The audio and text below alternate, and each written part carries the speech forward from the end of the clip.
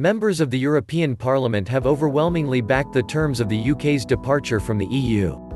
MEPs ratified the Brexit Withdrawal Agreement by 621 votes to 49 following an emotional debate in Brussels. After the vote, MEPs marked the UK's exit by singing Auld Lang Syne. Several British MEPs said they hoped the UK would return one day, although Eurosceptics, including the Brexit party's Nigel Farage, used their final speeches to tear into the EU. The UK is due to leave the bloc at 2300 Greenwich Mean Time on Friday. The withdrawal agreement is expected to be signed off in Brussels later. Some MEPs have marked the occasion with songs, others wore Always United scarves. President of the European Commission Ursula von der Leyen told the UK, "We will always love you." Ratification of the withdrawal agreement, agreed by the UK and EU in October, was not in doubt after it easily cleared its committee stage last week.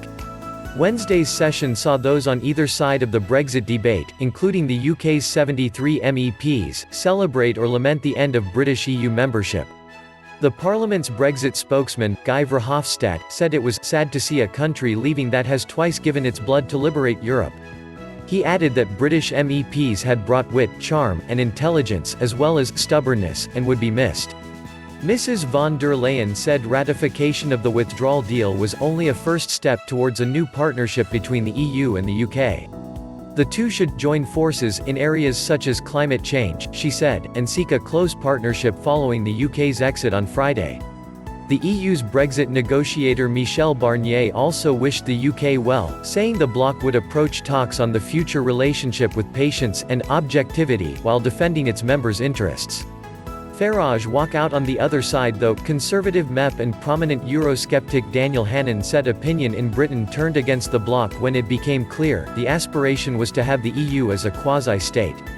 If at any stage Britain had been able to have a trade-only relationship that would have been enough, he went on, but added, "You are losing a bad tenant and gaining a good neighbour." Mr. Farage used his final speech to excoriate the EU, branding it anti-democratic. He has been campaigning for the UK's exit since before he was first elected to the Brussels Parliament in 1999.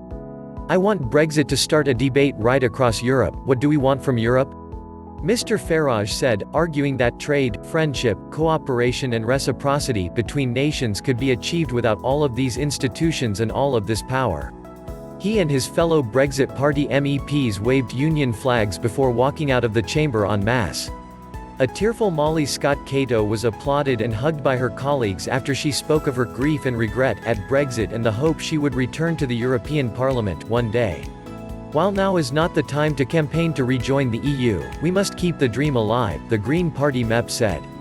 Belgian MEP Philippe Lamberts said the EU must learn lessons from the UK's decision to leave.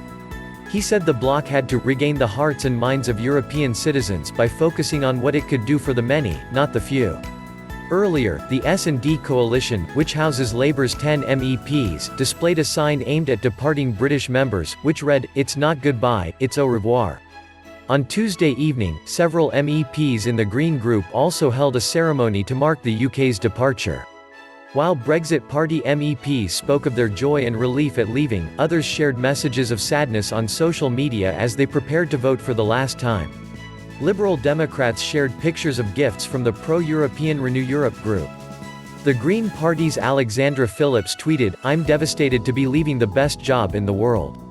I get to make real change every day while being surrounded by 27 different languages and cultures." After the UK leaves, there will be an 11-month transition period in which the two sides hope to negotiate their future economic relationship. Trade talks are expected to begin in earnest in early March. The European Parliament will also get a say in ratifying any future trade deal.